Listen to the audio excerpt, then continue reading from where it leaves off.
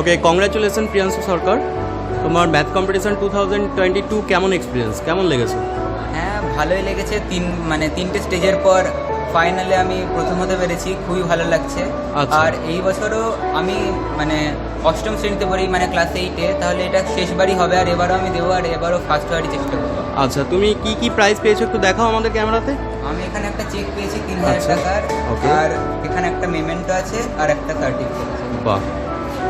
আপনি প্রিয়াংশুর গার্জেন, আপনার অভিজ্ঞতাটা একটু বলুন আমাদেরকে।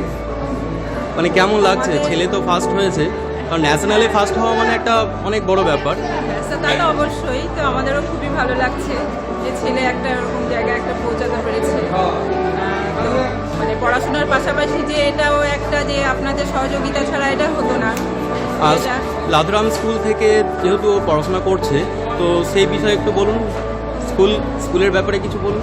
স্কুলের ব্যাপারে তো আমাদের বলার কিছু নেই, এটা তুলনা হয় না আর কি। স্কুল তো আমাদের একদম ছোট থেকে, ওরা অরুণ শ্রেণী থেকে এখানে পড়ছে। ওদের বাড়িতে 5 ভাই বোনই ওরা এখানটাই পড়াশোনা করেছে।